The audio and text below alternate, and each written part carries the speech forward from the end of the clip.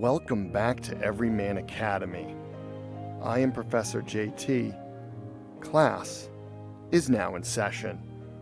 Today, we will be discussing Uncle Tom's Cabin, written by Harriet Beecher Stowe and published in 1852. When reading this book, I was compelled to do the most supplementary research I could to best understand the topics of slavery and race during the 19th century. At the time, this book was an earth-shattering pop culture phenomenon. It sold so fast that 17 printing presses had to run around the clock just to keep up with demand. Without question, this is the book that turned the tide of public opinion for the institution of slavery in America and ultimately led to its abolishment. This book, was incredibly popular and remains to this day up there with the Bible as one of the most widely read and reproduced books of all time. Yet, you don't hear so much about it these days. The institution of slavery has a brutal legacy that through a modern lens we always see alongside race. Before I break into an analysis of this book, it is so necessary to provide the proper context, which reflects the work that I had to do. So here we go. In every civilization, as far back as we know, slavery has always existed in one form or another. You have no hope in fully understanding the modern world without making sense of all the associated elements and consequences of slavery that encompass much of human history. In ancient times, slavery was accepted as being part of a natural social order. No movement toward abolition ever existed way back when because slavery was not viewed as an issue of public morality. Wrap your brain around that one. In ancient Mesopotamia, slavery served two purposes. The first was to serve as a punishment for lawbreakers and enemies who had taken up arms against a community in warfare. The second purpose was a way of organizing laborers to perform much-needed responsibilities that were critical to the welfare of the entire community. An important characteristic common to both of these forms of slavery was they didn't use race or ethnicity to distinguish between the slave owner and those in bondage. In the case of ancient civilizations, slavery primarily served a social purpose, a mechanism to incorporate outsiders, and helped maintain cohesion in a social hierarchy. Slave societies, those that were dependent on the institution of slavery, came into existence in Greece and Rome. That's right, the same societies that are credited with humankind's greatest accomplishments in philosophy, arts, and science were also the first to elevate slavery to an institutional level that had not been attained in more primitive cultures. The evolution of slavery in ancient Greece is noteworthy because many Western notions of freedom and liberty developed alongside an institution of slavery. Liberty was defined by the negation of slavery, and the birthright of freedom came to be cherished by all except slaves. During these times, vigilance was the key to self-preservation, and Sparta developed into a military powerhouse to defend against potential slave rebellions. Now, everything the Greeks did, the Romans did on a much more massive scale, and that includes their practice of slavery. Military conquests produced thousands of slaves under the control of a few wealthy owners. Romans believed in absolute authority and that brute force would keep things under control. If and when a slave revolt took place, those big bad Roman bullies would just crush it. At the end of the Roman Empire, 30% of their population were slaves. That number began to decline as many were converted legally to serfs. The advent of Christianity did not really change all that much when it came to slavery in the Roman world. However, the most significant influence was that Christianity provided a message of hope that was found in an otherworldly focus of this new faith. Regardless of how horrible life was for the enslaved, there was hope in a next life. We will soon see how this theme is a major aspect of Uncle Tom's Cabin.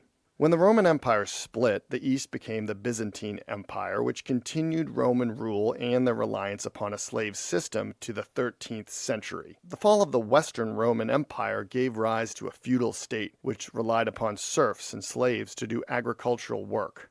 In the Middle Ages, the spread of Islam generated new slave-based societies in the Near East, parts of Africa, and Europe. The era also witnessed the extension of slavery into Crimea and modern Russia.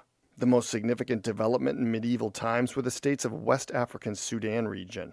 The states of Ghana, Mali, and Songhai developed into societies that relied upon slavery and maintained commercial ties with European and Near Eastern cultures through the trans-Saharan trade routes. Items traded in this fashion included gold, ivory, salt, and also slaves. The harsh treatment of slaves born in Rome continued on in Western Europe. Barbarian law codes treated slaves the same as livestock. The most basic elements of human rights were not acknowledged by these codes. Time marched on, and various political and economic forces within Europe combined to make slavery practically non-existent within Western Europe by the 11th century, but sporadic Viking raids continued to enslave those who were unfortunate enough to be taken as captives. Large numbers of Irish in particular were enslaved in this fashion during the medieval period. Up until the mid-15th century, slavery had been practiced all over the world and still was yet to be associated by one race or ethnicity. As in other societies, slavery had existed in Africa since antiquity, but African slavery was different than found in other settings. Generally, African societies did not consider slaves to be personal property, and slavery was seldom viewed as permanent. This changed once Europe arrived on the scene. Seeking adventure and wealth and emboldened by innovations in sailing technology, Portuguese navigators began a gradual process of exploring West African coastlines shortly after the conquest of Morocco in 1415. By the 1440s, sailors had reached Cape Verde and were able to exchange trade goods for several Africans who were shipped back to Portugal and sold into slavery. What began as a trickle soon became a veritable torrent as Europeans realized that there was an almost limitless supply of Africans who lived to the south of the Sahara. Because of African beliefs, which were either Muslim or pagan, the Pope declared capturing an African for enslavement was perfectly fine since they were an enemy of the faith. Initially, Africans who were transported by the Portuguese were taken to Spain or Portugal, where some became household servants. Most were transported to sugar-producing islands in the Mediterranean or off the African coast, where they labored as agricultural slaves. Transported beyond their homeland and exposed to new European diseases for which they lacked any natural immunity, African slaves labored in the fields of Sicily, the Azores, and Sao Tome. The demand for slaves in these locations was limited by the amount of land under cultivation, but once Columbus reached the Americas, the full potential for exploiting new territories was realized and the need for African slaves increased and the transatlantic slave trade intensified. Europeans began to appreciate the need for African slaves on a larger scale, and the internal problems in West Africa destabilized the region and contributed to the intensity of the slave trade. Civil strife between the various peoples who constituted West Africa's vast Songhai Empire created an atmosphere of instability that only exacerbated the situation. Even worse, the introduction of trade goods that could be employed as armaments of war perpetuated internal strife and a vicious cycle of hostility ensued. A near-constant state of warfare produced many captives, and Europeans were more than willing to exchange trade goods for captured Africans. In the Americas, they tried to enslave conquered indigenous people, but it wasn't easy. It all got pretty complicated amidst treaties and geopolitical strife. Once again, the Pope got involved, and the importation of African slaves was seen as the solution. The complex system to trade and transport Africans across the Atlantic as slaves in the Caribbean was lucrative for the Portuguese, the Dutch, and the English. They made so much money that it overshadowed their barbarism. In 4 centuries, it is estimated 11 million African slaves were sent across the Atlantic. Colonialization and cultivation of the Americas also brought forth the sugar revolution of the 17th century. Owners of the sugar plantations reaped huge profits from the labor of African slaves who worked their estates, and the potential for immense earnings fashioned a cycle in which sugar and slavery became inextricably intertwined. It was not until the Enlightenment ideas of the 18th century that slavery became to be questioned as an institution that denied human dignity. While intellectuals debated the merits of abolition, the institution of slavery continued to be entrenched in the Americas as sugar cultivation grew, as well as that of tobacco, rice, indigo, and cotton. Once the American Revolution came around, the practice of slavery was considered, though the timing and circumstances were yet to be decided. Much of the credit for rising anti-slavery attitude was during the late 18th century those who agitated against the African slave trade in British Parliament. The United States Congress enacted a measure in 1807 which prohibited the importation of slaves into the country after January 1st, 1808. By prohibiting new slaves, they figured slavery would just go away eventually. Well, Sadly, they were wrong. Into the 19th century, the northern states, the major cities, the urban areas, they abolished slavery, but then again, they were never really economically reliant upon the practice to generate wealth to begin with. The South, on the other hand, well, they were a slave society like Rome, which relied upon slave labor to generate their agricultural wealth. Generation after generation of slaves created a massive population in the South. However, globally, in the age of industrialization, mass communication, and wage labor, slavery was being abolished all over the Western world.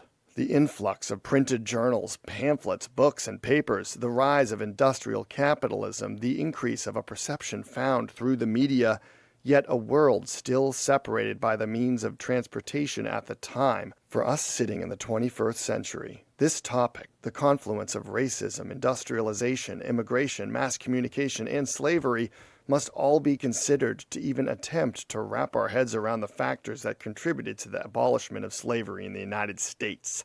Public opinion, the eventual tidal wave that abolished slavery, was sparked by Uncle Tom's Cabin. So let's get into it. Now, first off, I'm not going to lie, this book was a tough read. However, I am extremely glad that I read it because it prompted me to do such extensive research to properly understand the book and the times it was written in. It's hard to read because it's hard to think about the ugliness and brutality of it all, how such an inhumane practice could have ever existed. However, the real reason it was hard to read is because Harriet Beecher Stowe was not a great writer. The book was published in a serialized form, parts being published in newspapers before being compiled into the whole book. The story is all over the place. There's lots of unnecessary diversions, and at times Stowe comes through the story to lecture the audience. Other times, characters go to these monologues that very much feel like a way for her to channel more of her opinions to us, the reader. Then there's the plot, all over the place, and ultimately, at the end of the day, one thing hits home. That's the character of Uncle Tom. So here we go. Yet again, I have to provide more detail about this character. I, of course, have heard the name Uncle Tom before.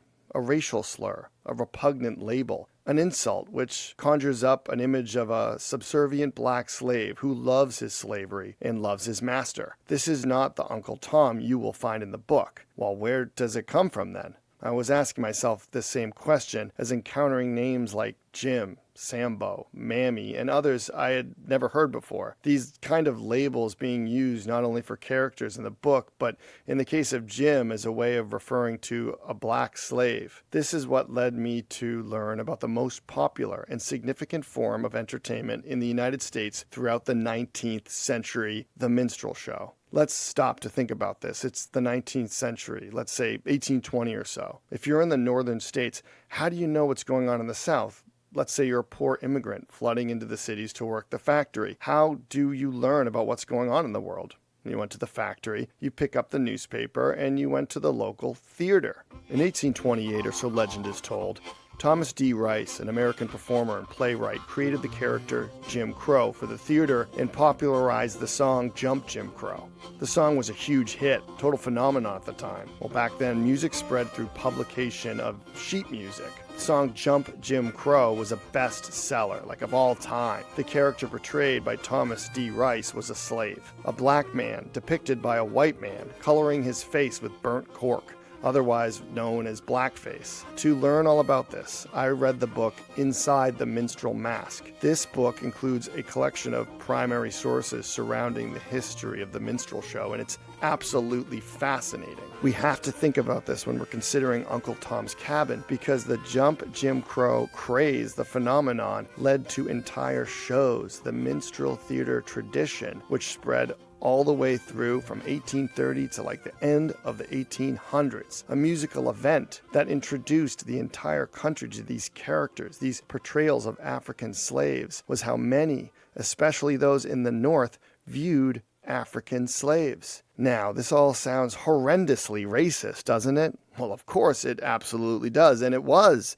But the minstrel tradition that started in the North was sympathetic to the cause of abolition, especially in the first half of the 19th century. What was it that drew people to these shows? The music was a big part of it, but also these characters, which stem from European circus and clowning theater tradition, used humor and audience participation to whip everyone up into a frenzy. Those immigrants working in the factory, they very much identified with the characters portrayed, which channeled their anti-authoritarian frustrations at the time. As the minstrel show rose in popularity, so too did its appeal across classes. It became more refined. Mark Twain loved the minstrel show. Why? Well, here's the thing. He wasn't poking fun at a group of people because of their race, and the minstrel show didn't start that way at first. The audience in the North attending a minstrel show, well, many were searching for authenticity. They were being sold the quote-unquote authentic slave experience, while the music contained African elements such as the instruments, the rhythms, the characters, and the humor. However, the theater,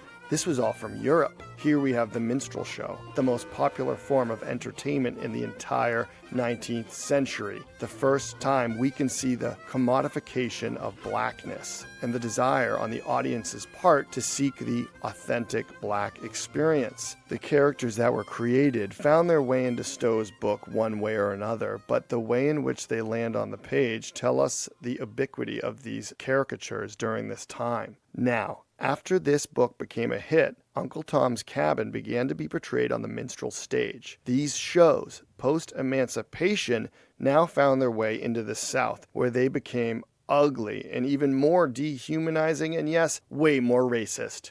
The character Uncle Tom was stripped of all virtuous characteristics, and the impact of the minstrel show version of this character, well, that led to the label and slur we know today. Class, are you still with me? I think we can finally now start talking about this book. There are many characters throughout this meandering story, but we can see a through line in the character of Uncle Tom. His journey through the South being sold down the river gives us a comprehensive scope of slavery. 3 different major settings, starting with the ideal Kentucky plantation, with a benevolent master, all the comforts of life. Then to a New Orleans plantation, much larger, represents the large-scale corporate cultivation at that time, which is worse in many ways, but Tom remains largely unscathed until the 3rd setting, a small farm owned by a poor and crazy farmer in a setting that conjures up images of the ranch from the Texas Chainsaw Massacre. We learn about the ugliness of the slave trade, see the slave market, families being broken up, regular people justifying monstrosities in various ways. One of the interesting aspects of this book is how Stowe handles race. At the time, the era of scientific discovery and development, new sciences were emerging. This is the age of Charles Darwin, where man could explain mysteries only once explainable by God. You may have heard of junk sciences like phrenology, the study of the cranium to determine a person's character. In Pride and Prejudice, the term physiognomy popped up quite regularly. This was the science or discipline of observing someone's physical appearance to somehow learn about their internal character. This was all fertile soil for the concept of scientific racism. Stowe is grounded in the theory of scientific racism. It is clear the way she refers to the quote-unquote African race. As a Christian, she is opposed to the brutality of slavery, the inhumane practice, but the issue with this book at the outset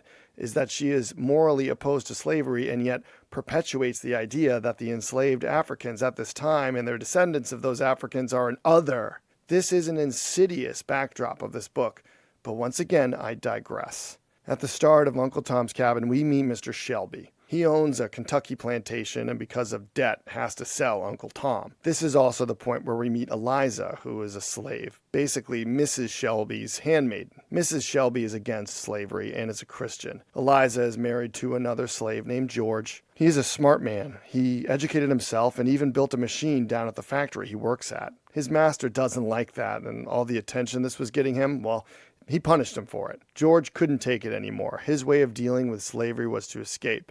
And he and Eliza, along with their son, they hit the road to escape to Canada. So this book goes back and forth between George's escape with his family and Uncle Tom's life as he progresses through different terms of ownership. So this little conversation that opens up the book, Mr. Shelby is going to be selling Tom and also George and Eliza's son. When Eliza overhears this conversation that this is going to happen, she can't be separated from her son. Eliza needs to escape. George and Eliza aren't going to allow this to happen to them. They try to get Tom to escape too, and he won't do it because of his Christian values. Harriet Beecher Stowe, she is descended from the Beecher family, or The Beecher Preachers, a topic all in of itself. This influential group of preachers, they were very well known in the 19th century. Nevertheless, she is seen as a Christian authority at the day. They're Presbyterian. So she depicts these choices in the beginning of the book. These characters, George and Tom, represent two choices, the way in which one could respond to this inhuman practice. George leaves, he goes to Canada, he escapes this evil. Tom, being a Christian, he holds firm and has faith, and he decides not to go. We as the reader can't believe anyone would endure such misery, but the way he does it and the way he influences others is very impactful and powerful. Harriet Beecher Stowe, she actually is giving us the two options that she endorses. She enjoys seeing George and Eliza push back on this injustice, escape the system, and go to Canada. She also endorses the Christian path of Uncle Tom and the way this likely affected Christians of the time, because Tom is so true to his religion and he still ends up dying, spoiler alert. It just goes to show you this can't be in the United States, the land of the free. And I'm guessing that's how it went at the time. So the way that Uncle Tom is shown to be childlike, on one hand, we can see it as a positive religious association, but on another side, given the fact that this is such a racial issue, it also serves to make him, and by proxy, the racial association, infantile, as opposed to a more sophisticated and mature, educated white person. This contrast bothers me, but it's more subtle than some other things that she says throughout the book. When Mr. Shelby finds that George and Eliza have escaped with their son, they try to rally the troops to go and find them, hunt them down. This is where we meet a character named Sam. And Sam, we see a similarity in character type as well as similar names being used for a similar type of character, which also lend to the creation and solidification of these stereotypes, which ended up permeating pop culture in corporate advertising and then eventually through the Hollywood machine from the early days up to today. There's associations right away in Uncle Tom's wife and the way that she's cooking. In the New Orleans plantation, there's a cook named Mammy who's very similar. And we can think of this as an early Aunt Jemima type character, but the associations with food, a comforting matriarch that is also desexualized. We've seen this trope again and again. There's also this Sam character and later on a Sambo character. That name also has strong associations with racial stereotypes and characters through the minstrel show and at that time. The first Sam we meet is a character that is on the farm of Mr. Shelby. He's kind of a looking for himself slave that is very much willing to screw anyone over. He's looking out for himself. Now moving right along, right in the middle of this book, you get this part that's a major deviation, a kind of break from the main narrative. Eliza and George fall into the background. Uncle Tom's story begins to take center stage. He's eventually sold and purchased by a man because they're on a steamship. And his little daughter, Evangeline, sees Uncle Tom and she wants him as her pet. This Evangeline character is over the top in her angelic nature. She's just a perfect little child. And the father of little Evangeline, he's the owner of this large plantation in New Orleans. His slaves, he doesn't brutalize them and he seems to be against slavery, but he's justified it in many ways. The big difference we see in this group of slaves as opposed to the ones in Kentucky is they're not Christian, and you can see the results of that. They are resulting to vices like alcohol. They're in much more of a state of despair. Tom's able to influence them in a positive way, get them to read the Bible. There could have been less here. We don't need all this, but we think about how the story was printed at the time in installments. I guess it kind of makes sense. It's like a compilation rather than one completed work. Here's another issue here, this idea of being civilized, and you have these slaves that aren't educated and they're worried about their level of refinement. So there's this social problem and question being posed by Stowe here. What exactly we do with these people? Are they going to come into our culture? What do we need to do about all this? And it's presented in Miss Ophelia, the way she educates this young slave who ends up being kind of another stereotype you see through the 20th century, kind of a wild, feral child trope. It's a disturbing and troubling character. To flash forward with the book, Uncle Tom The last place he ends up, the worst situation possible. An abusive, crazy, psychopathic, poor farmer that abuses his slaves. The way Tom endures all this is the page-turning, interesting stuff. He endures a beating, he turns the other cheek, he keeps praying for God, and the farmer wants to stomp it out of him, and he just can't do it. And the way that Tom's resilience starts to become contagious as a martyr. He starts affecting the other people. It's the practice of the theology, the social consequences of this non-violent theology based upon love your enemy. This brutal system, this horrible hegemony, this disgusting, barbaric, authoritarian practice based upon greed and power. What is the antidote to it? The antidote to this journey of Uncle Tom, it's not ideal, but looking at the few options he has, it is clearly the best one. The end of Eliza and George's story as they head into Canada, this is the weird part. They end up going into Africa, or they were going to go to this place, Liberia. This is a Wikipedia wormhole for you. The way Liberia in Africa was founded was actually by a group of people in the United States that were like, all right, we're headed into Africa now. What are we going to do with all these slaves? Let's ship them back. They can have their own democracy. And this was actually brutally opposed at the time as well. But Harriet Beecher Stowe seems in favor of this. So another interesting detail of the times, all the nuance. We know slavery ended. 100 years later, we have civil rights. The minstrel show we talked about before, Mark Twain and his quest for the authentic experience, post-emancipation from the plantation to the urban ghetto. We have the same problem today, the commodification of black culture, which goes back to the minstrel show. Theater tradition and comedic caricatures that is all European, and yet those archetypes and characters evolved into stereotypes that are perpetuated still to this day. You see the origins of the commodifications of a race all in the 19th century. Uncle Tom's Cabin presents interesting social issues, and clearly we know it is not moral. How can you treat human beings this way? This book changed everything, and people read it all over the world.